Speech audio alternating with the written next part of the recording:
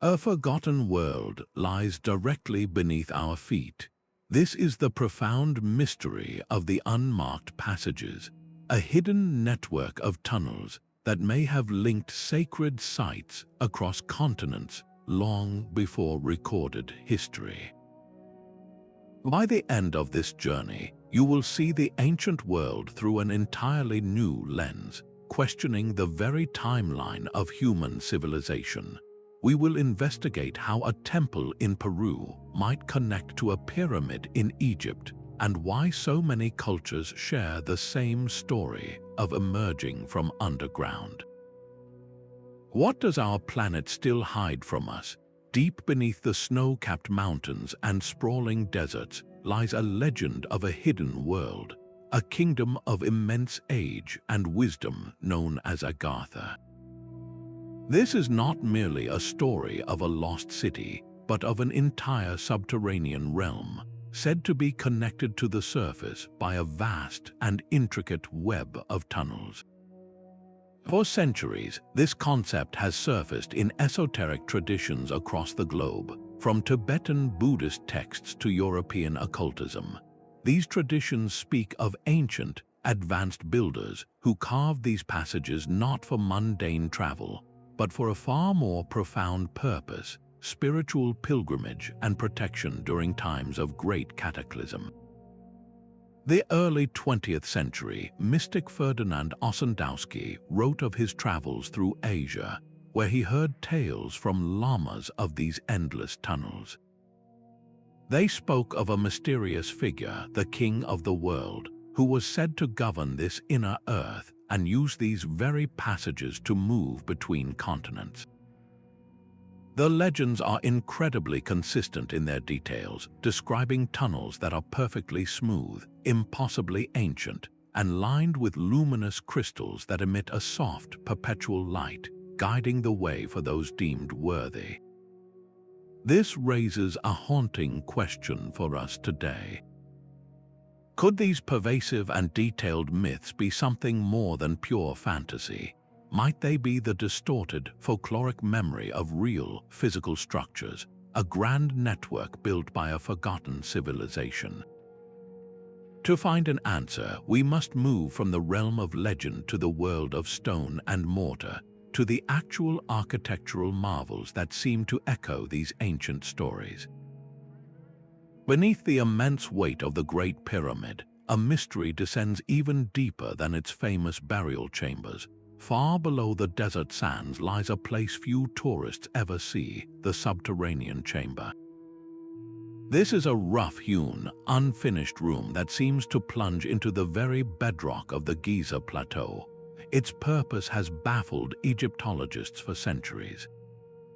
It is accessible only by a steep, narrow descending passage, and at its far end, a short, dead-end shaft bores even deeper into the earth, as if the builders simply stopped or perhaps were heading somewhere we have yet to discover.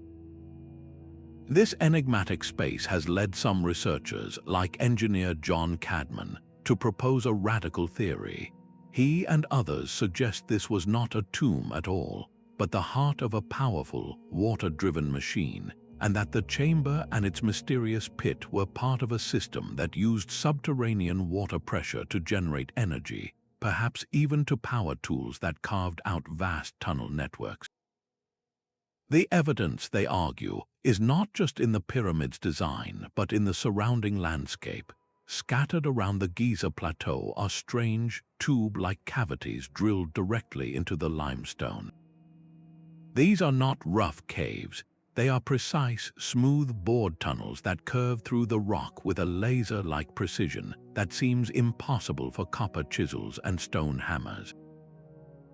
The official archaeological stance, represented by figures like former Minister of Antiquities Sacsayhuaman, acknowledges these as unknown shafts but urges caution, attributing them to unknown religious or functional purposes from the Old Kingdom. Yet, standing before one of these perfect boreholes, it is difficult to reconcile their craftsmanship with the primitive tools we are told were available.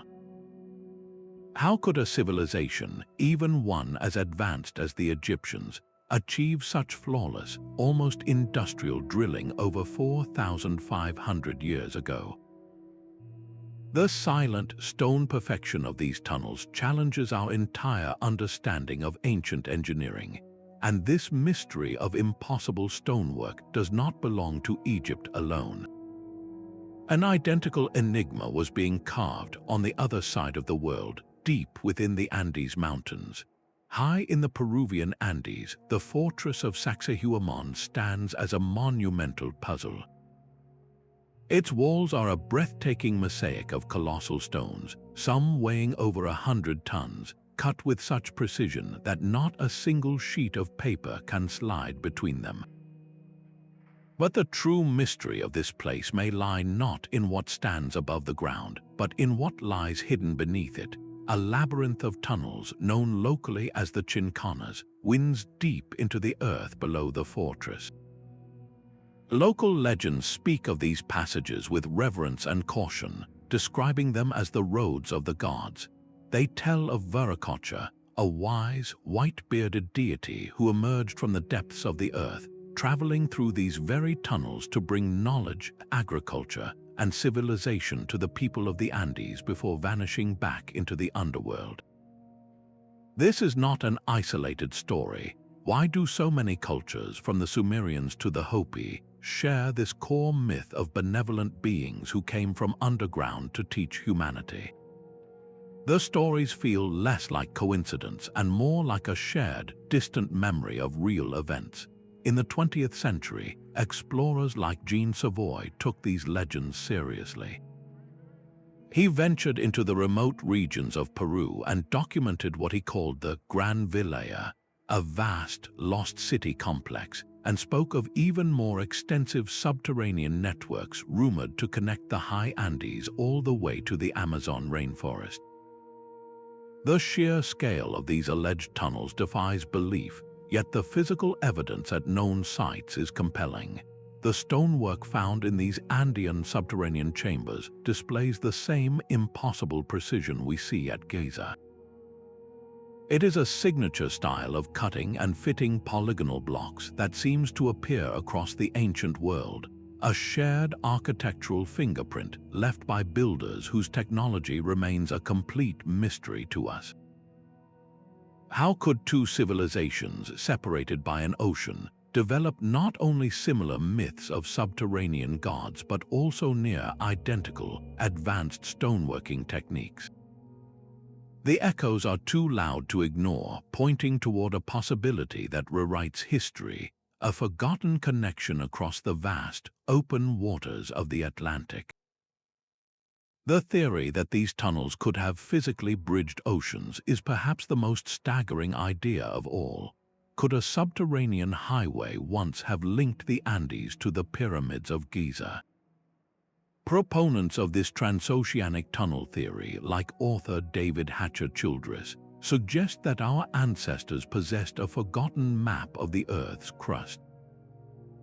They point to a time near the end of the last ice age, when sea levels were hundreds of feet lower than they are today. Vast stretches of continental shelf were dry land, and what are now separate landmasses were connected by ancient bridges like Beringia. In this radically different world, could a network of natural caverns and artificially enhanced passages have followed these ridges, creating a continuous, dry path beneath the waves? Childress and others speculate this was more than a travel route. It was a global hall of records, a distributed library of ancient knowledge hidden deep within the planet, designed to survive any surface-level catastrophe. The sheer consistency of the tunnel myths, from the Celtic otherworld to the Hopi underworld of the Ant people, seems to lend weight to this incredible possibility. Yet, standing firmly against this idea is the immense force of modern geology. Mainstream geologists argue that the concept of a man-made tunnel spanning an ocean basin is a physical impossibility. The crust beneath the oceans is thin and brittle, subjected to unimaginable pressures and temperatures from the mantle below. any significant cavity would be crushed and melted by the constant tectonic movement and volcanic activity. The rock itself flows over geologic time, sealing any void, so we are left with a profound conflict. On one side, we have a tapestry of global myths that speak with one voice about these passages. On the other, we have the immutable laws of physics and earth science that declare such a network impossible. How do we reconcile this? Perhaps we have been interpreting the legends too literally. Maybe the true purpose of these tunnels was not merely physical travel, but something far more transcendent, a journey of the spirit. Perhaps we have been asking the wrong question. Instead of how these tunnels were built, we should ask why. The answer may lie not in the movement of bodies, but in the transformation of souls. Across countless traditions, the descent into the earth is the ultimate metaphor for the spiritual journey itself. Ancient mystery schools, like the famed rites at Eleusis in Greece, were built around this profound truth. Initiates would be led deep into subterranean chambers, where through rituals, sacred dramas, and perhaps even psychoactive substances, they would undergo a simulated death. This was not a morbid end, but a necessary prelude to rebirth. Emerging back into the sunlight, they were considered spiritually newborn, having faced the darkness within and overcome it. This journey from darkness to light is a universal archetype found in traditions from the Egyptian Book of the Dead to the shamanic visions of Siberian tribes. The scholar of comparative religion Mircea Eliade called these sacred spaces axes mundi, points where the human world could connect with the divine. He argued that caves and tunnels were seen as portals to the underworld, not as a place of punishment, but as a realm of primordial power and hidden knowledge. To enter them was to return to the womb of the Earth Mother, to strip away the ego and access a more fundamental state of being. This symbolism is vividly alive in Hinduism, which describes Patala, a magnificent subterranean realm filled with 7 levels of tunnels, cities, and serpent-like beings called Nagas who are guardians of esoteric wisdom. The journey through Patala is not a simple trip. It is a complex passage through layers of consciousness, a quest for enlightenment that happens to be mapped onto a physical landscape. So when we hear legends of sages and heroes traveling through tunnels to receive wisdom from hidden masters, we must consider that these are not just adventure stories. They are coded narratives of internal spiritual initiation. Can you see how a physical journey underground through narrow, dark, and disorienting passages perfectly mirrors the inner quest? The fear, the isolation, the surrender of control, and the final emergence into a vast, illuminated chamber, these are the stages of every profound personal transformation. The tunnel itself becomes a teacher, forcing the pilgrim to confront their deepest self. This understanding of the tunnel as a spiritual conduit shifts our entire perspective on the builders.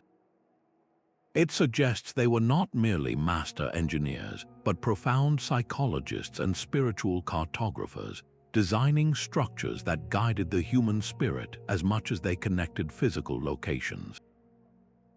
Who were these architects of inner space? The identity of the master architects remains the greatest enigma of all. Who possessed the knowledge and power to carve these seamless passages across the globe? The debate over their origin divides researchers into distinct camps, each with compelling arguments. One prominent theory points to a lost civilization of immense antiquity, a society wiped from history by a cataclysm like the Great Flood myths found in nearly every culture. Proponents like author Graham Hancock argue for a forgotten chapter in human history, a sophisticated global culture that existed before what we call recorded history began. He suggests this mother civilization, often associated with the legend of Atlantis, possessed technology and spiritual knowledge far beyond our current understanding. Their survivors, he proposes, traveled the world, sharing their advanced understanding of astronomy, agriculture, and monumental construction with emerging hunter-gatherer societies, who later remembered them as gods or culture heroes emerging from sacred tunnels and caves. This idea finds powerful echoes in the myths themselves, from the feathered serpent Quetzalcoatl in Mesoamerica to the Ons figures of Mesopotamia. These benevolent teachers are consistently described as arriving after a great deluge, bringing the gifts of civilization with them. They are the ultimate culture heroes, and their point of origin is frequently a mysterious, subterranean world. Could these stories be the fragmented, mythologized memory of real, flesh and blood survivors of a lost world, using underground networks as refuges and transit routes? This stands in stark contrast to the mainstream archaeological perspective, which views these tunnels as either entirely natural or as relatively simple human-made structures that have been exaggerated by legend. Geologists point to features like lava tubes, water-carved caverns, and seismic fissures as the true origin of many so-called ancient tunnels. In this view, early humans later discovered and adapted these natural formations for shelter, storage, or ritual purposes, and over millennia, their practical use became woven into the fabric of sacred lore. The truth may lie somewhere in the middle. Perhaps our ancestors did not build every tunnel from scratch, but instead discovered a planet already rich with subterranean voids, which they then modified, expanded, and connected using a forgotten suite of tools and techniques. This leads to an unavoidable and humbling question. Are we severely underestimating the ingenuity and capability of our ancient ancestors? Could they have achieved these engineering marvels with methods we have simply failed to comprehend?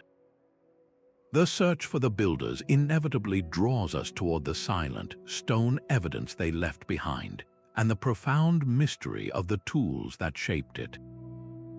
The silent perfection of these ancient tunnels presents a technological riddle that defies simple explanation. How could builders working with what we assume were simple copper tools and stone hammers achieve such flawless, glassy smooth walls and impossibly precise angles? The answer may be written in the stone itself, in the form of a strange and perplexing phenomenon known as vitrification.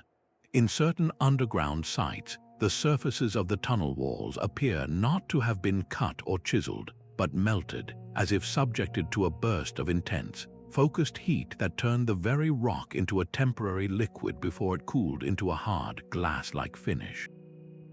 This is not the work of primitive tools. It suggests a technology capable of applying temperatures so extreme they could fuse granite, a feat that challenges our entire timeline of human innovation. Some researchers, like engineer Christopher Dunn, have spent decades studying these anomalies. He argues that the ancient Egyptians and other lost cultures possessed a form of advanced machining, a sophisticated science now completely forgotten. He points to artifacts like the stone boxes in the Serapeum of Saqqara, with their mirror-smooth interior surfaces and perfect 90-degree corners, as evidence of saws with diamond-tipped blades and drills that operated with immense power and precision. Perhaps the most compelling physical evidence for this lost technology comes from a place like the Osirian in Egypt. Here, you can find ancient granite pillars with deep, cylindrical holes drilled into them. The boreholes are not rough, they are clean and precise, and more mysteriously, the discarded stone cores that were left behind show a distinct, continuous spiral groove along their entire length. This is the unmistakable signature of a drill bit that was fed into the stone under tremendous, consistent pressure, a process that would require machinery far beyond the simple bow drills we are told the ancients used. How was this possible? Esoteric traditions and some ancient texts hint at answers that sound more like science fiction than archaeology. They speak of sonic levitation, where specific harmonic frequencies were used to cancel the weight of massive stones, allowing them to be floated into place with ease. Other theories suggest the ancients discovered a chemical compound, a plant-based or alchemical formula that could temporarily soften granite, making it as pliable as clay for shaping before it re-hardened into its original, indestructible state. While mainstream science remains skeptical of such claims, the physical evidence on the ground is undeniable. We are left staring at accomplishments that our standard historical models cannot adequately explain. We are forced to consider that our ancestors may have mastered forces and sciences that we are only now beginning to rediscover. This leads to another equally fascinating puzzle. If they possessed the technology to build these global pathways, how did they navigate their vast, lightless depths without getting hopelessly lost? The silent perfection of these tunnels is matched only by the precision of their placement on the Earth. Scattered across continents, the sacred sites linked by these underground legends are not randomly located. They appear to be strung along invisible lines of force, connected by a grand design that maps the heavens onto the Earth. This ancient science of sacred geography, known as geomancy, suggests the builders perceived our planet in a way we have largely lost. They saw the Earth as a living being, crisscrossed by energetic pathways similar to the meridians in the human body. In China, these are known as dragon lines, currents of vital energy or Qi, that flow through the landscape. Master geomancers would carefully read these lines to determine the most auspicious places to build temples, tombs, and cities, ensuring they were in harmony with the land's innate power. A similar concept exists in the profound wisdom of Aboriginal Australians, whose song lines are both navigational routes across the vast outback and living maps of the dreamtime. These are not just paths to walk, they are sequences of sacred sites connected through song, story, and ceremony, each location a node in a vast, energetic web that sustains the world. When we plot the locations of sites like the Great Pyramid, Stonehenge, and Machu Picchu on a globe, a startling pattern begins to emerge. They seem to align with each other across vast distances, forming a kind of global grid. Authors like John Mitchell have spent decades studying this phenomenon, arguing that this geometry was intentionally laid down by a forgotten civilization with a sophisticated understanding of the Earth's form and its relationship to the cosmos. The Great Pyramid, for instance, sits at the exact center of the Earth's landmass. The Nazca lines in Peru point directly to Cusco, the ancient Inca capital, itself a city shaped like a puma and aligned with celestial events. Could the hidden tunnels we have been exploring be the subterranean component of this same grid? Perhaps these passages were not merely physical corridors, but were deliberately excavated to follow these dragon lines, acting as conduits to channel and amplify the Earth's natural energy. This would transform them from simple tunnels into powerful spiritual instruments. Can you sense the shift in perspective? We are no longer looking at crude caves, but at engineered structures designed to interact with the very life force of the planet. The darkness within was not an emptiness to be feared, but a medium for concentrating a sacred power. This idea of the Earth as a source of palpable energy leads us to a final, critical question. If these sites were connected by a grid of energy and tunnels, what was the ultimate purpose of this colossal, global network? What were they powering, or perhaps, what were they communicating with? This concept of the Earth as a living being transforms the purpose of the tunnels entirely. They may have served as a form of planetary acupuncture, a global network designed to balance and channel the planet's own vital energies. Just as acupuncture uses fine needles on specific points of the human body to regulate its flow of Qi, these subterranean passages could have been deliberately placed at powerful nodes along the Earth's energetic meridians. The intersections of these tunnels, often marked by sacred temples or stone circles, were not random meeting points. They are described in esoteric traditions as amplifiers of spiritual energy, places where the veil between worlds grows thin and consciousness can be altered. Many visitors to these sites report tangible, if unexplained, sensations. Dowsers, who use rods or pendulums to detect subtle energies, consistently map out powerful lines of force converging at places like the Chartres Cathedral in France. Beneath its majestic floor lies a known labyrinth and a web of ancient tunnels and underground water veins, a configuration believed by many to generate a profound field of energy that enhances prayer and meditation. Sensitives and psychics often describe feeling a palpable hum or a swirling vortex of power at these locations, a phenomenon that, while subjective, is reported with remarkable consistency across different cultures and continents. Yet, this entire realm of experience exists in a space that modern science struggles to quantify. Skeptics rightly point out that controlled studies have failed to detect any anomalous electromagnetic fields or measurable energy emissions at these sites that differ from their surrounding areas.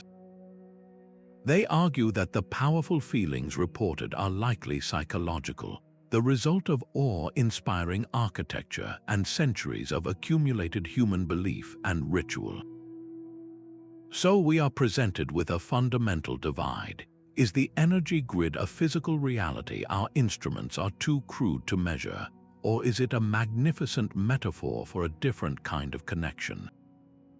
This question invites us to consider a breathtaking possibility. Perhaps ancient cultures possessed a holistic understanding of the planet, viewing it as a single, conscious entity. Their science was not separate from spirituality, but intertwined with it. They may have intuitively known how to harmonize with the Earth's rhythms in a way we have forgotten, building these structures not to dominate the land, but to communicate with it, to heal it, and to draw upon its vitality for the benefit of all life. This sacred function implies the tunnels were more than just spiritual instruments. They were part of a grand protective system, a safeguard for something of immense value. The ultimate purpose of this global network may have been to create a planetary sanctuary. In the face of unimaginable catastrophe, these tunnels offered the one thing every civilization fears losing: a refuge. Our planet's history is scarred by cataclysmic events, and the memory of them is etched into our oldest stories. The most compelling geological clue comes from a period around 12,800 years ago known as the Younger Dryas. Scientists have found a thin, dark layer in the soil across multiple continents, a layer rich in platinum, nanodiamonds, and melted glass. This is the calling card of a cosmic impact, likely a fragmented comet that rained fire and ice across the globe. The result was instant climate chaos. Temperatures plummeted, ice sheets advanced, and entire ecosystems collapsed. Any advanced human culture alive at that time would have faced an existential threat. Where would you go to survive such a sky-born inferno? The answer, logically, would be down, deep underground, shielded by hundreds of feet of rock. You would be protected from the firestorms, the atmospheric poisoning, and the nuclear winter that followed. This is not just a modern theory. It is the precise narrative preserved in the Hopi oral tradition of the American Southwest. They speak of previous worlds that were destroyed and of their people being guided to safety by the ant people. These were not tiny insects, but revered, intelligent beings who lived in elaborate subterranean cities. The Hopi say that during times of global fire and ice, they descended into these underground kivas, where the ant people sheltered them and provided food until it was safe to return to the surface. This story is a mirror of survival wisdom found across the globe. In Plato's account of Atlantis, he wrote that before the island continent sank beneath the waves, its wise inhabitants used the knowledge of tunnels and canals to escape the destruction.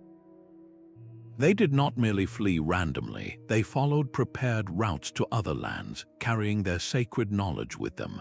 Similar tales echo from the highlands of Tibet to the jungles of Mexico, a consistent drumbeat of humanity retreating into the earth to escape a dying world.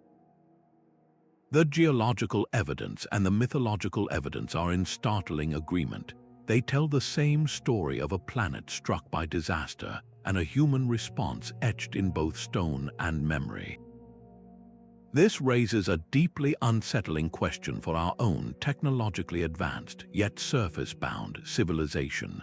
Are we ignoring a fundamental survival strategy that our ancestors understood all too well? Our modern cities are incredibly vulnerable, perched on the surface with no collective plan for a planetary scale event. The ancient builders, it seems, thought in terms of millennia, not quarterly reports. They engineered for species survival. This profound focus on long-term preservation, on safeguarding knowledge and life itself, is what drives the modern quest to find these passages. The legends are not just fairy tales, they are a blueprint for resilience, and the search for their physical reality is more urgent than ever. The search for these subterranean pathways has become a modern quest, pursued with everything from satellite imagery to humble shovels. Perhaps the most famous focal point is the Giza Plateau, where the riddles of the Sphinx have fueled speculation for decades. In the 1990s, a team led by archaeologist Sacsayhuaman investigated a shaft located between the Sphinx's paws. While they discovered what appeared to be a blocked tunnel, its exploration was halted, and the official explanation cited concerns about structural instability and the preservation of the monument. This only deepened the mystery for many. Meanwhile, geologist Dr. Robert Schoch, who famously proposed a much older date for the Sphinx based on water erosion patterns, has consistently called for a more interdisciplinary approach. He argues that mainstream archaeology often operates within a rigid framework, dismissing anomalies that challenge the established timeline. Why is there such resistance? Part of it is a necessary scientific caution, a protection against fantastical claims, but another part may be a deep-seated reluctance to rewrite the history books we thought were complete. Technology is now providing tantalizing, if ambiguous, clues. Ground-penetrating radar surveys around the Sphinx and the pyramids have repeatedly detected unexplained voids and chambers deep beneath the sand. These are not open tunnels, but anomalies in the bedrock that suggest hollow spaces. Similar high-tech scans in other parts of the world, from the Bosnian pyramids to the tunnels of Malta, reveal the same story, a planet that appears far more hollow than we ever imagined. Yet, for every technological revelation, there is a sobering counterpoint. Many alleged tunnel entrances, when finally excavated, turn out to be nothing more than natural fissures, ancient tombs, or even clever hoaxes. The infamous Cave of the Teos in Ecuador, promoted by author Erich von Däniken as containing a legendary metallic library, was thoroughly explored by a joint British-Ecuadorian expedition. They found a vast, impressive natural cave system used by indigenous people, but no lost library. This cycle of discovery and disappointment defines the field. It creates a landscape where genuine mysteries are easily dismissed because they are buried under a mountain of unsubstantiated claims. The modern explorer must navigate not just physical darkness, but a fog of misinformation and institutional skepticism. This very skepticism forces us to ask a difficult question. Are we searching for physical proof of a legend, or is the true nature of these passages something that technology cannot easily measure? The challenges of finding a tangible entrance lead directly to the stories of those who may have already found them, and the perilous consequences they allegedly faced. Every step into the darkness seems to be watched. Across the globe, the legends of these subterranean passages are shadowed by an equally persistent theme, that of the Guardian. These are not mere physical barriers, but sentinels of immense power, placed there to protect the secrets within from the unworthy. In the deep cultural memory of many Native American tribes, these protectors are often described as reptilian beings, ancient and intelligent, who dwell in the caverns below. The Hopi, for instance, speak of the Snake Brothers, powerful entities who are both teachers and defenders of sacred knowledge. To encounter them unprepared is to risk madness or death, a warning that these are not places for casual exploration. This concept finds a startling parallel in the ancient Sanskrit texts of India, which describe automated guardians, what we might today call robots or androids, known as Bhuta Vahana Yanta. These were said to be intricate machines, constructed to defend temples and hidden treasures, operating with a supernatural efficiency that could strike down intruders with unseen forces. The similarity in these stories, separated by oceans and millennia, is chilling. Are these simply coincidental monster tales, or could they be metaphorical warnings about the nature of the knowledge itself? Perhaps the real danger is not a literal serpent or a machine, but the psychological and spiritual shock of encountering truths for which we are not prepared. The legends may be a way of saying that some wisdom requires a specific state of consciousness to be received safely. Modern explorers have sometimes reported experiences that eerily echo these ancient cautions. There are numerous accounts from researchers and adventurers who, upon entering certain sealed chambers or attempting to probe deep tunnels, have been struck by sudden, unexplained illnesses, crippling headaches, or the complete and inexplicable failure of their electronic equipment. Batteries drain in moments, camera sensors fill with static, and flashlights flicker out, plunging them into a profound darkness that feels anything but empty. While skeptics rightly point to natural explanations like underground gas leaks or magnetic anomalies, the sheer consistency of these reports is difficult to ignore. They create a pattern that aligns perfectly with the oldest stories of curses and protections. This forces us to confront a difficult ethical question. In our relentless drive to uncover every secret, do we have the right to disturb places that are not merely archaeological sites, but are, for many, still active spiritual sanctuaries? What responsibility do we bear when we pry open a door that was sealed for a reason, potentially unleashing forces or ideas our world is not ready to integrate? These warnings, whether literal or symbolic, are not just about physical danger.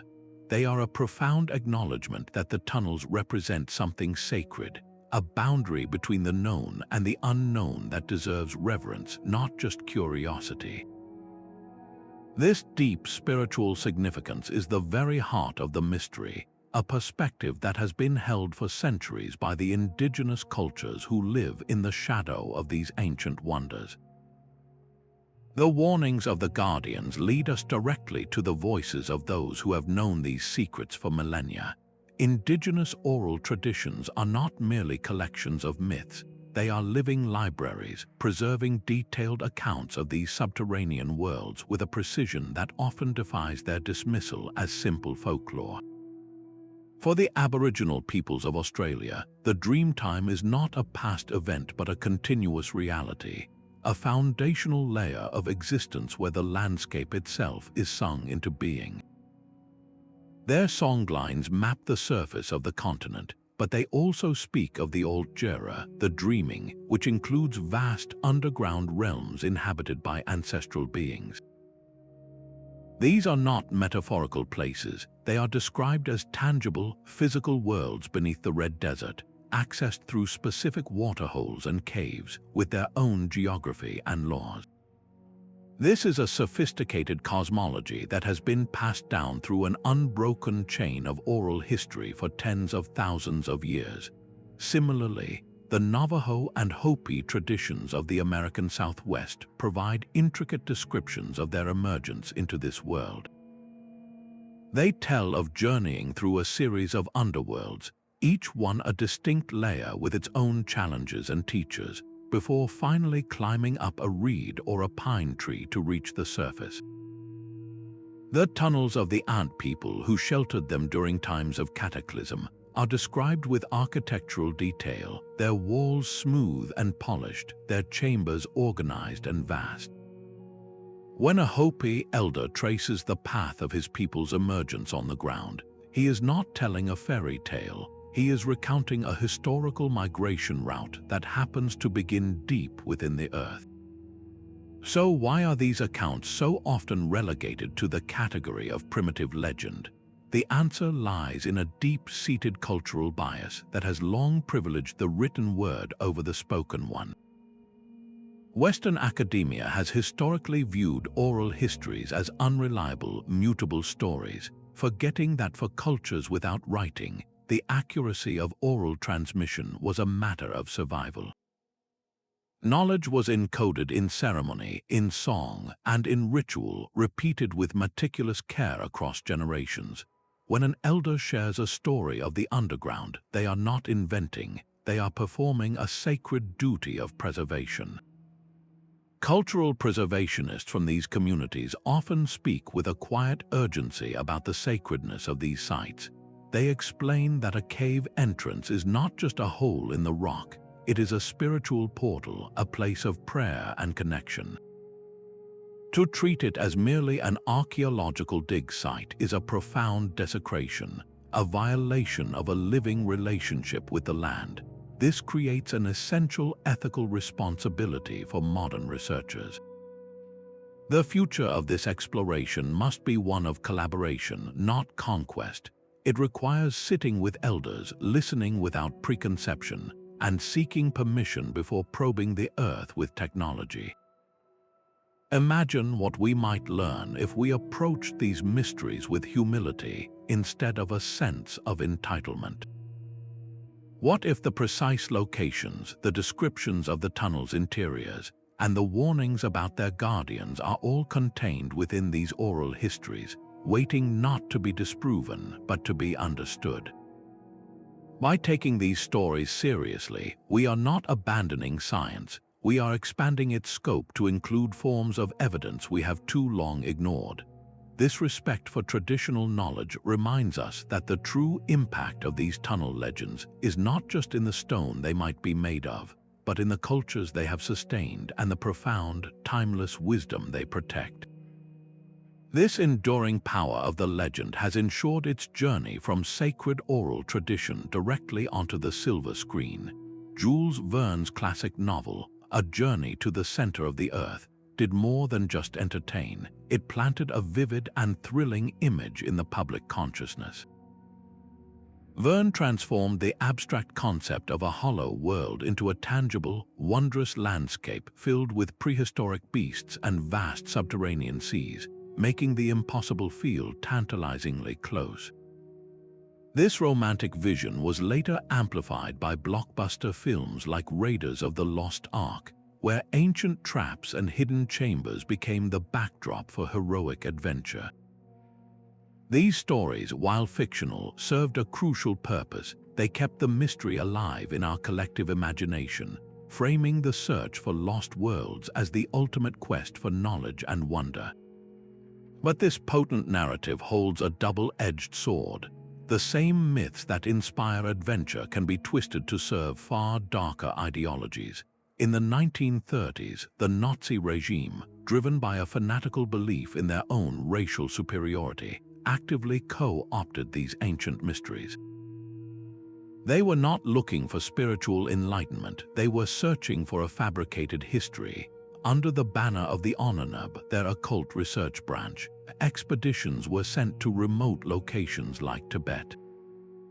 Their goal was to find evidence that a lost Aryan master race, the ancestors of the German people, had originated in a hidden subterranean kingdom like Agartha or the mythical city of Shambhala.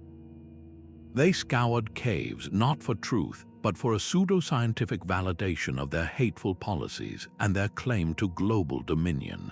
Historians point to this as a stark and chilling lesson in the danger of mythologizing the past. When ancient mysteries are stripped of their spiritual context and weaponized for nationalist agendas, they cease to be a search for understanding and become a tool for exclusion and violence. This forces us to confront a difficult question about the stories we tell. What responsibility do authors and filmmakers bear when they popularize these ideas? While creative freedom is essential, the line between inspiring wonder and fueling dangerous fantasy can be perilously thin. The same tale of a hidden master race can be a thrilling plot device in a movie, yet a devastating justification for real-world atrocity when taken as literal truth by those in power. The cultural echo of the global tunnels reveals that these are not just archaeological puzzles. They are mirrors reflecting our own desires, fears, and at times our deepest prejudices. This sobering look at how these legends have been used and abused throughout modern history brings us to a critical juncture. If we are to continue the search, we must ground it not in fantasy or ideology, but in tangible evidence. What does modern science, with all its sophisticated tools, actually have to say about the existence of these vast, hidden networks? The Earth itself is a master tunnel builder, carving hidden worlds with the patient, immense forces of geology. We must first understand what nature can accomplish on its own before we can identify the hand of an ancient architect. Across our planet, vast and intricate cave systems form through entirely natural processes, creating passages that can easily be mistaken for man-made wonders. One of the most common formations is the lava tube, created when the outer surface of a flowing river of molten rock cools and hardens into a crust, while the still liquid interior continues to flow, eventually draining away to leave behind a long, hollow tunnel. The Sacsayhuaman cave in Hawaii, for instance, is a single lava tube stretching for over 40 miles, a staggering natural corridor with walls smoothed by the flow of ancient fire. Even more extensive is the work of water. Over millennia, slightly acidic rainwater percolates through cracks in soluble bedrock like limestone, slowly dissolving the rock and carving out colossal chambers and winding rivers. The Mammoth Cave system in Kentucky is the prime example, a labyrinthine world with over 400 miles of explored passages, all sculpted by the silent, persistent drip of water. Geologists are quick to point out that nature is a messy and powerful artist. Dr. Michael Dennison, a prominent speleologist, often explains that while a cave might appear perfectly arched or strangely symmetrical in one section, a short walk will reveal collapses, erratic formations, and a general lack of consistent design. He emphasizes that nature works with chaos and chance, not with blueprints. The problem for explorers arises when nature plays a convincing trick. In certain conditions, water can deposit layers of calcite that create surfaces as smooth as polished marble, or erosion can leave behind strange, geometric-looking pillars that seem far too perfect to be natural. This is where a critical eye becomes our most essential tool. The real distinction emerges not in the grand scale of a cavern, but in the minute details of its walls. Contrast the organic, uneven flow of a water-carved cave with the subterranean structures found at sites like the ruins of Pumapunku in Bolivia or certain chambers beneath the Sacsayhuaman fortress in Peru. Here, the stone tells a different story. The walls are not just smooth, they are often finished with a consistent, almost machined flatness. More tellingly, the surfaces are frequently marked with precise, repetitive striations or drill marks that follow a straight line, something water and lava almost never produce.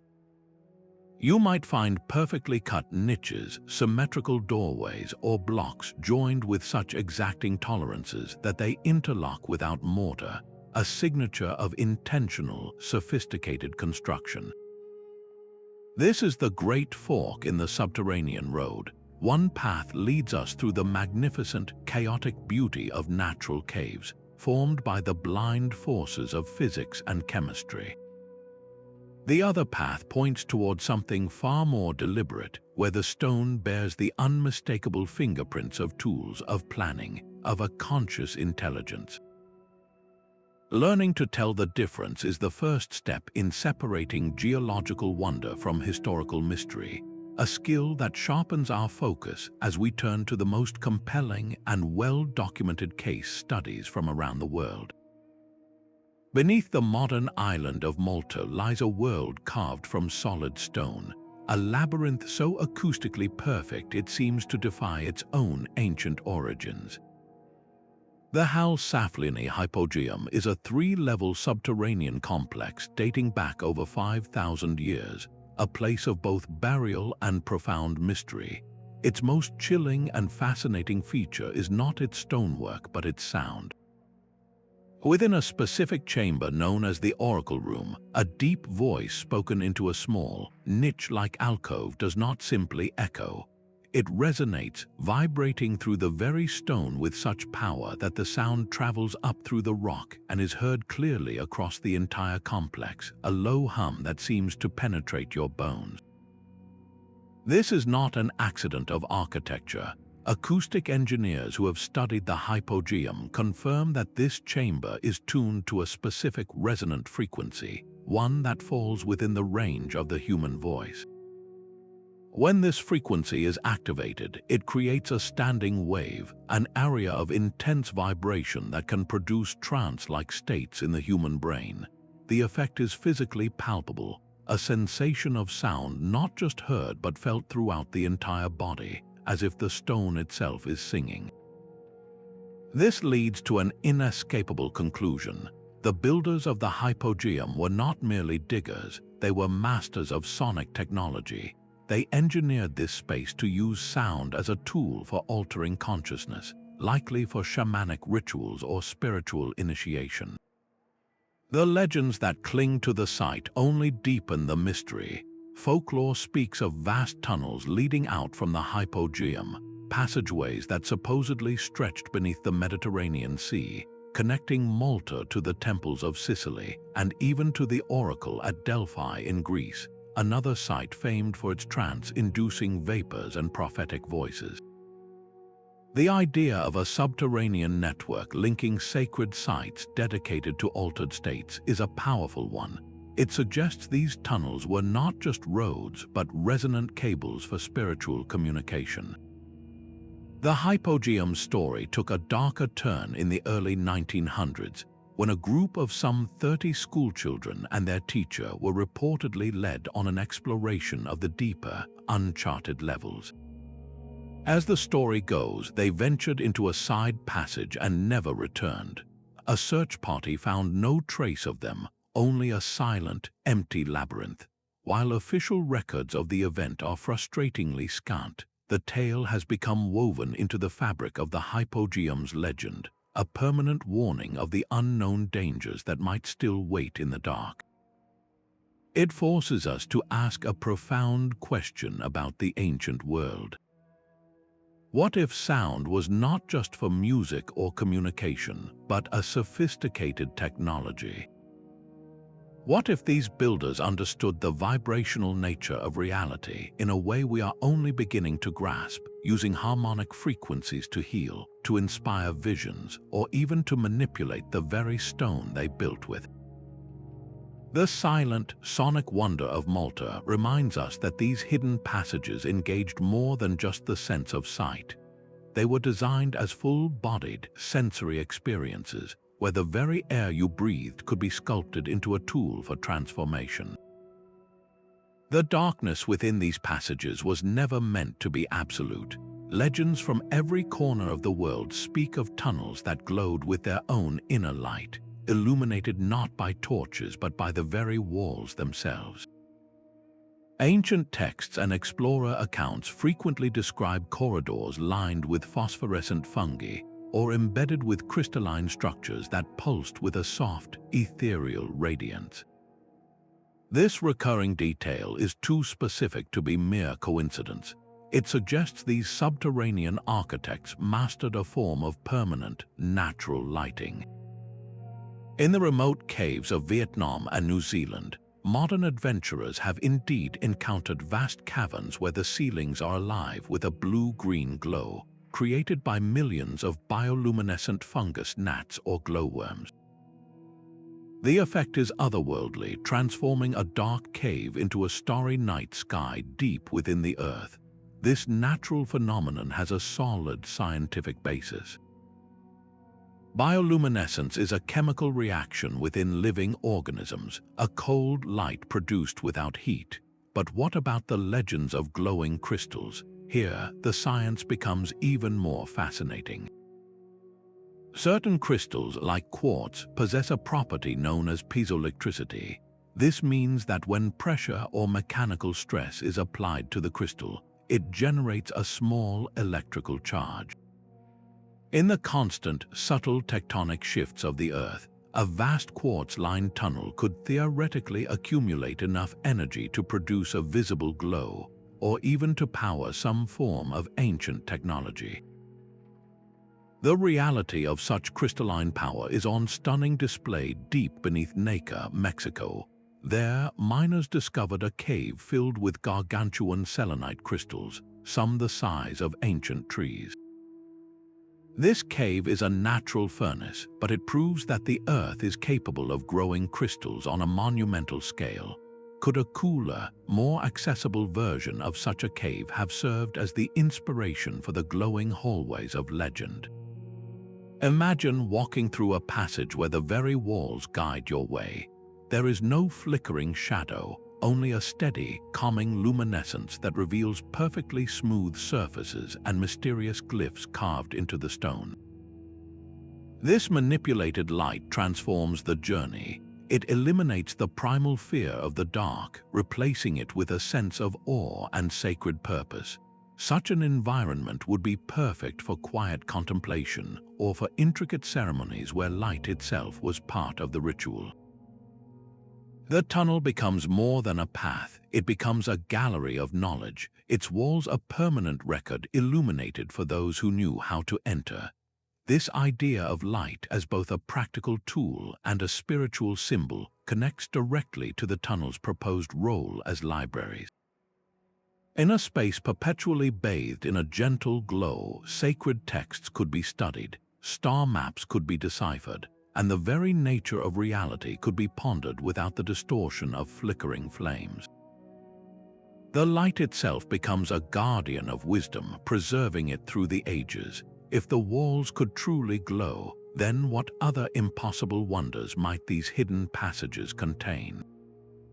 The deepest mystery of these tunnels may not be their construction, but what they were built to contain. A persistent and tantalizing theory suggests these subterranean passages were not merely transit routes, but the ultimate vaults for preserving knowledge, serving as global libraries or halls of records for lost civilizations. Legends speak of crystalline tablets inscribed with the secrets of the universe, or halls stacked with metallic scrolls containing the entire history of a forgotten age.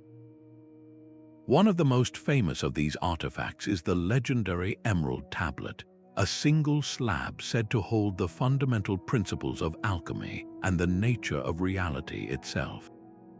Esoteric traditions such as Theosophy describe a hidden brotherhood of enlightened masters, often called the Great White Brotherhood, who are the eternal guardians of this wisdom, residing in secluded subterranean retreats in places like the Himalayas or beneath the sands of Giza. The search for these repositories has driven explorers for centuries. Many are convinced that a vast library lies in a hidden chamber beneath the pores of the Sphinx, waiting to be unsealed. Others look to remote Himalayan caves where ancient texts are said to be stored in perpetual darkness, safe from the ravages of time and surface conflicts. This idea is not pure fantasy. It is rooted in a practical, ancient understanding of preservation.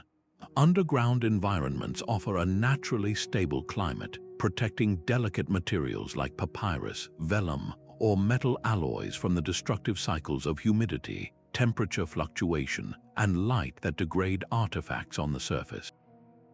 A sealed, dry, subterranean chamber is in many ways the perfect time capsule, so we are left with a haunting possibility. What profound truths could be waiting in the dark? The discovery of a single such library could rewrite our understanding of human origins, science, and spirituality, revealing technologies and philosophies we can scarcely conceive of today. Yet this very desire to uncover ultimate secrets reveals a fundamental aspect of the human psyche, our innate need to conceal, to protect, and to control the most powerful truths. This impulse to protect profound knowledge from the unworthy has a long and intricate history, one deeply woven into the rituals of secret societies. For centuries, groups like the Freemasons and the Rosicrucians have been rumored to be the modern custodians of ancient wisdom, including detailed information about the global tunnel network. Their ceremonies are steeped in symbolism that mirrors the very journey we have been exploring. The central Masonic allegory of the entered apprentice, for instance, is a story of darkness seeking light and spiritual rebirth, a narrative that perfectly echoes the ancient initiation rites held in subterranean chambers. Their symbolic tools, the plumb line, the level, and the trowel, are not just builders' implements but representations of moral and spiritual construction, hinting at a forgotten connection to the master architects of the deep past. The Rosicrucian manifestos, published in the early 17th century, spoke openly of a hidden brotherhood whose members possessed secret knowledge of nature and the universe, knowledge they claimed was preserved in a sacred vault, a description many interpret as a coded reference to a subterranean library. The legends suggest these groups do not merely preserve abstract philosophy, but tangible, physical maps. It is said that within their protected archives exist charts drawn on ancient vellum or etched onto metal plates, detailing the entrances and pathways of tunnels stretching across Europe and beyond. These are not maps for public consumption, but closely guarded secrets passed down through initiation, their true meaning revealed only to those who have proven themselves worthy of the trust. A compelling historical figure often linked to this mystery is the enigmatic alchemist known as Fulcanelli. In his 1926 book, The Mystery of the Cathedrals, he wrote not just of alchemical transformations, but made startlingly precise references to a network of subterranean passages beneath France. He described specific locations and even hinted that the Gothic cathedrals themselves were not just places of worship, but were built as markers, sitting directly atop these hidden entrances and encoding the knowledge of their construction in their very stonework. Fulcanelli himself allegedly vanished into thin air after World War II, with rumors persisting that he had finally gained access to the very underground world he so obsessively studied. Why would such knowledge be kept secret for hundreds of years? The reasons are as complex as the tunnels themselves. One possibility is protection, a fear that this powerful wisdom could be misused if it fell into the wrong hands, weaponized for conquest or personal gain instead of spiritual advancement. Another is preservation, ensuring that the locations of these sacred sites remain undisturbed by the relentless march of modern development and the careless hands of treasure hunters. Secrecy in this context becomes a form of reverence, a way to maintain the sanctity of a mystery that can only be understood through direct personal transformation. The enduring fascination of these esoteric groups highlights a crucial truth about our modern era. Even in our age of information and scientific rationalism, the allure of these hidden passages has not faded, it has simply transformed. The search continues not just with shovels and radar, but through the decoding of ancient symbols and the quiet study of long-guarded traditions, reminding us that the greatest mysteries are often those kept closest to the heart. These technological eyes in the sky are now scanning the planet's surface with a precision once thought impossible. light detection and ranging, or LiDAR, has revolutionized our view of ancient landscapes. By firing millions of laser pulses from an aircraft through dense jungle canopies, this technology creates a detailed three-dimensional map of the ground below, digitally stripping away the vegetation to reveal the ghostly imprint of human activity. In the jungles of Cambodia, LiDAR scans over Angkor Wat did not just reveal a few hidden temples, they exposed an entire sprawling metropolis, a vast urban network of roads, canals, and buildings that was completely invisible from the ground. This discovery of a hidden city forces a profound question. If such a sophisticated civilization built so extensively on the surface, what might they have constructed beneath it? The possibility of a coordinated subterranean network, long hinted at in local legends, suddenly feels less like fantasy and more like a logical next step for archaeological inquiry. Beyond LiDAR, researchers are deploying drones equipped with thermal and multispectral cameras to detect subtle temperature and chemical differences in the soil that might signal a buried void. On the ground, teams use seismic sensors, sending sound waves into the earth and listening for the distinct echo that returns from a hollow space rather than solid rock. These tools are part of a global effort, like the Global Pyramids Network project, which uses satellite data and geographic information systems to analyze the placement of thousands of pyramid structures worldwide, searching for geometric and astronomical patterns that suggest a unified, ancient blueprint. We spoke with Dr. Anya Sharma, a geophysicist who works with these technologies. She explains the sobering reality. Our instruments are incredibly powerful, but they have limits. A LiDAR pulse cannot see through solid earth. It reveals surface topography, not what lies 10 meters down. Seismic readings can be confused by natural fissures or layers of different rock. What our data gives us is not an answer, but a probability, a high-interest target for physical excavation. This technological frontier is a dance between revelation and frustration.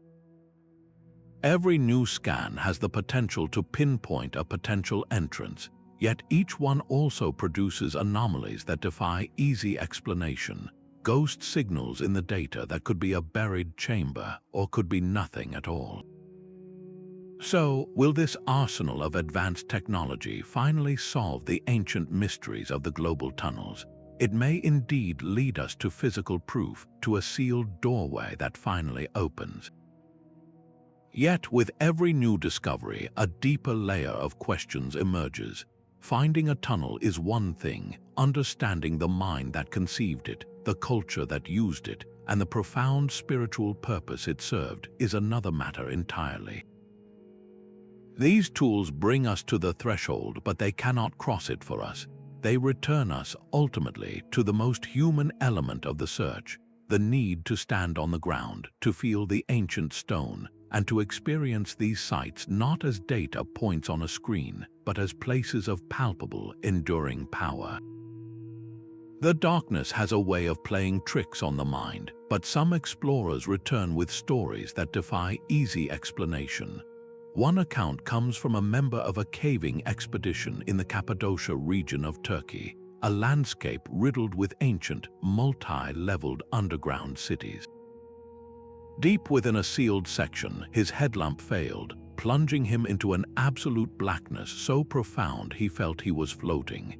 In that silence, he heard a low hum that seemed to emanate from the rock itself, a vibration that made his teeth ache. When his light flickered back on, his team found him nearly 100 yards from where he thought he was standing, disoriented and unable to account for the lost time. He described the sensation not as fear, but as a profound dislocation, as if the tunnel itself had folded for a moment. Another tale, far more controversial, stems from the diaries of a geologist attached to the Nazi-backed Tibet expedition. He wrote of a high-altitude cave system where the air was unnaturally still and warm. Inside, they discovered a chamber whose walls were lined with a metallic, non-reflective stone, and in the center sat a single, seamless black sphere, cold to the touch. Their compasses spun wildly, and several men reported sudden, debilitating migraines and vivid, shared visions of a star map they did not recognize. The official report dismissed these as symptoms of altitude sickness, but the geologist's private notes reveal a shaken man convinced he had stumbled upon a piece of a forgotten technology. These stories share a common thread, the psychological unraveling that occurs when reality itself seems to bend. The extreme sensory deprivation of total darkness, coupled with the disorientation of unfamiliar geomagnetic fields, can trigger powerful hallucinations and a deep-seated paranoia. The feeling of being watched by an unseen presence is a well-documented phenomenon in such environments, a primal response to the unknown. This makes verification nearly impossible. Is a strange hum evidence of ancient machinery, or the sound of distant groundwater flowing through a fissure?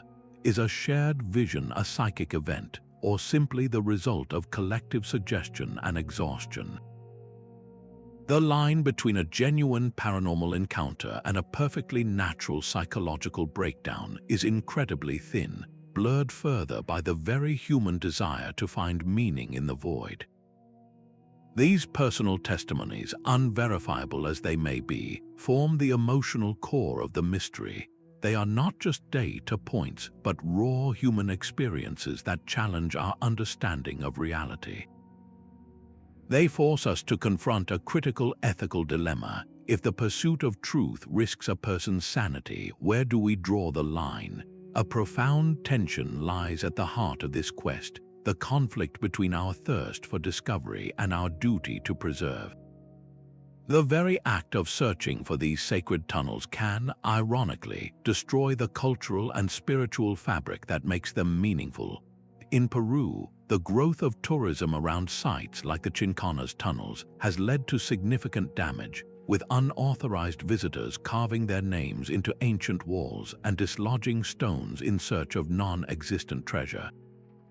This is not merely vandalism, it is the erasure of a living heritage, a physical echo of the colonial mindset that has long treated indigenous knowledge as something to be extracted rather than honored.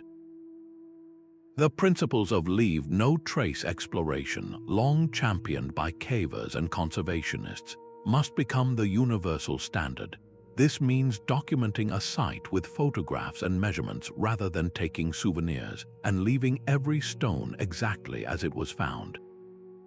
But true ethical exploration goes beyond not causing harm. It requires active partnership. Organizations like the Global Heritage Fund now emphasize that any legitimate research must begin with the free, prior, and informed consent of the local and indigenous communities who are the traditional guardians of these lands. This involves a radical shift in power, where archaeologists and explorers become guests and collaborators, not entitled authorities. It means sitting in council with elders, listening to their stories not as data points, but as the foundational truth of the place, and accepting that some chambers are meant to remain sealed, their secrets protected by the very people who have safeguarded them for generations. When does our academic curiosity become a form of cultural trespass? Does the potential for a world-changing historical revelation justify the desecration of a site that is, for a living culture, a sacred church? These are not easy questions, but they are the bedrock of any future research that hopes to be both enlightening and just. The tunnels have waited for millennia. They can afford to wait a little longer for us to learn the wisdom of how to approach them with respect. Proof of a global tunnel network would shatter the foundations of our history books. We would have to confront the possibility that a sophisticated civilization, with technology rivaling or even surpassing our own, flourished in a forgotten age. The very timeline of human progress, that neat upward curve from primitive hunter-gatherer to modern industrial society, would be rendered obsolete. history would no longer be a series of isolated cultures slowly discovering fire and the wheel, but the story of a fall and a long, slow climb back from amnesia.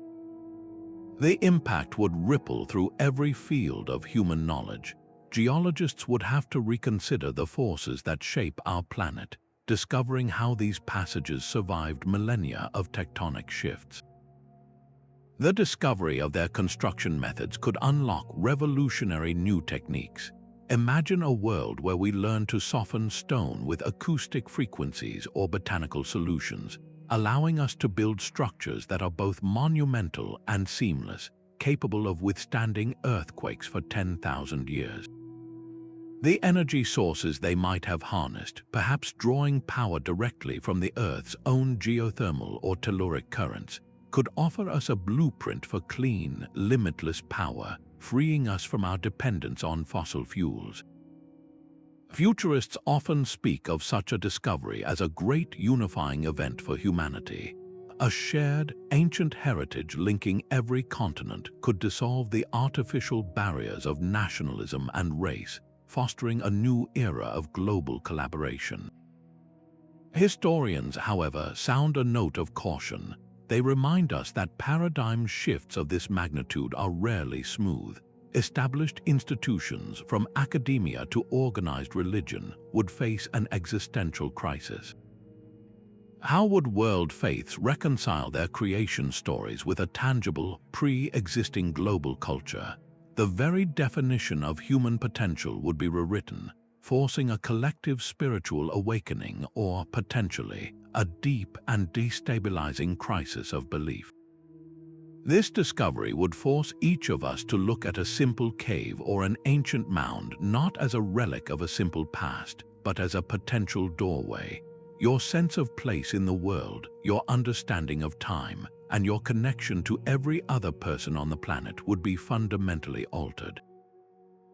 The ground beneath your feet would no longer be merely ground. It would be a ceiling with the true depth of our story waiting just below, inviting us to finally remember who we are. The allure of hidden worlds inevitably attracts tall tales and outright fabrications.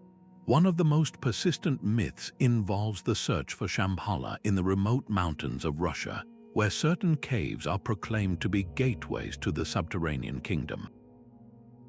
Yet, expeditions to these sites consistently find only natural limestone caverns, their extraordinary features explained by the slow, patient work of water and mineral deposition over millions of years. The legend is powerful, but the physical evidence on the ground tells a different, purely geological story. Similarly, the elaborate conspiracy theories surrounding the Denver International Airport, with its apocalyptic murals and peculiar art installations, are often cited as proof of a massive underground headquarters. While the art is undoubtedly strange, investigative journalists and skeptical researchers have thoroughly traced its origins to the artists themselves, who explain their work as commentary on peace, war, and the environment. There are no secret tunnel entrances behind the baggage claim, only the complex and often misunderstood visions of human creativity. These stories thrive on a logical fallacy known as confirmation bias, where we selectively interpret ambiguous evidence to support a pre-existing belief while ignoring all the data that contradicts it. The controversy surrounding the so-called Bosnian pyramids offers a masterclass in this phenomenon. A natural, pyramid-shaped hill near the town of Viracocha sparked a global sensation, with claims it was an ancient, man-made structure hiding a network of tunnels. Geologists from around the world, including Dr. Robert Schoch, who himself champions older dates for the Sphinx, have uniformly examined the site. They affirm that the hill is a natural geological formation known as a flatiron, composed of layered sedimentary rock that fractures into angular shapes, and that the alleged tunnels are pre-existing medieval mines and natural tectonic fractures. The true mystery here is not an ancient pyramid, but the powerful human desire to see one. This is where the work of dedicated skeptics becomes invaluable. Investigators like Sharon Hill, who runs the website Spooky Geology, specialize in applying Occam's razor to such enigmas. This principle suggests that the simplest explanation, the one requiring the fewest assumptions, is usually the correct one. A smooth, straight tunnel is more likely a natural lava tube than a precision-engineered ancient highway, until proven otherwise by unequivocal evidence. Applying this healthy skepticism does not mean closing our minds to the extraordinary. It means sharpening our inquiry, raising the standard of evidence so that the genuine mysteries, like the sonic perfection of Malta's Hypogeum or the impossible stonework at Puma Punku, stand out in even starker relief. By clearing away the debris of modern myths and misidentifications, we prepare ourselves to confront the ancient, enduring puzzles with clearer eyes and a more discerning sense of wonder. This fragmented puzzle demands a new way of seeing. The true nature of these hidden passages cannot be unlocked by a single key. It requires a grand synthesis, a collaborative effort where archaeologists, geologists, mythologists, and physicists finally sit at the same table. Each discipline holds a vital piece of the map. Geology provides the foundational understanding of the Earth's bones, distinguishing a natural lava tube from a smoothed, artificial corridor. Mythology offers the cultural and spiritual context, the story of why a tunnel was sacred and where it was believed to lead. Physics can analyze the impossible precision of the stonework or the engineered resonance of a chamber, revealing a technology we are only beginning to comprehend. When these fields operate in isolation, they produce incomplete and often conflicting answers. An archaeologist might dismiss a smooth wall as a natural formation, while a physicist recognizes tool marks that defy conventional timeline.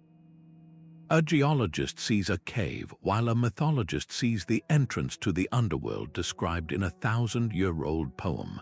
Who is right? They all are, but only partially. The full picture emerges in the spaces between their expertise. We have already seen this powerful collaboration at work in the acoustic wonder of Malta's Hypogeum. It was not archaeologists alone who uncovered its secret, but a team that included acoustic engineers who measured the resonant frequencies that can alter human consciousness, and historians of religion who connected those frequencies to ancient rites of spiritual initiation. This is the model for future discovery. Dr. Anya Sharma, the geophysicist we heard from earlier, is a strong advocate for this approach. She notes, "My seismic data shows an anomaly, a void." But is it a collapsed tunnel, a ritual chamber, or a geological fissure? I cannot say from my graphs alone.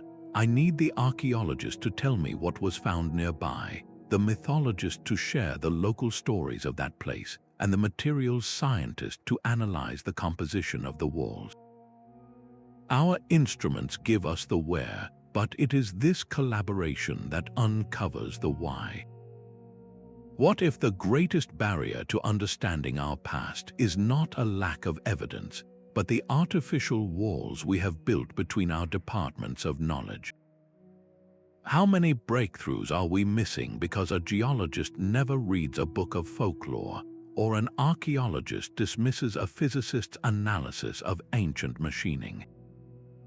Breaking down these academic silos is not about abandoning scientific rigor. It is about enriching it with a multitude of perspectives. It is an acknowledgement that the builders of these sites did not separate science from spirit, engineering from ceremony. They understood the world as an interconnected whole, and to decipher their legacy, we must learn to see it that way too. This integrated vision is our only hope of reading the full story written in the stone and whispered in the legends, a story that leads us to our final, humbling reflections on what this all means for us today. Our journey through these unmarked passages reveals a world whispering with a single, persistent story. From the high Andes to the deserts of Egypt, the tales of subterranean pathways are woven into the very fabric of human memory, a global echo that defies simple coincidence. We have seen how these tunnels served a dual purpose, functioning as both profound spiritual conduits for inner transformation and as practical refuges for survival during planetary catastrophes. The debate over their origin remains unresolved, a compelling tension between the patient artistry of geology and the tantalizing fingerprints of a lost, masterful technology. This enduring mystery does not ask us to choose one definitive answer, but to embrace a more expansive view of our past. It invites us to reconsider the timeline of human civilization and to remember a time when humanity saw itself as deeply connected to the living soul of the earth. As the mythologist Joseph Campbell once reflected, "The cave you fear to enter holds the treasure you seek." These hidden passages, whether literal or symbolic, challenge us to confront the darkness of our own ignorance and emerge with a richer understanding of who we are and where we came from. Keep searching, keep questioning, and always explore with both curiosity and respect. We thank you for joining us on this deep dive into history's greatest enigma. What are your thoughts on these global tunnel legends? Share your perspectives in the comments below. And if you are ready for more journeys into the unknown, subscribe to continue exploring with us.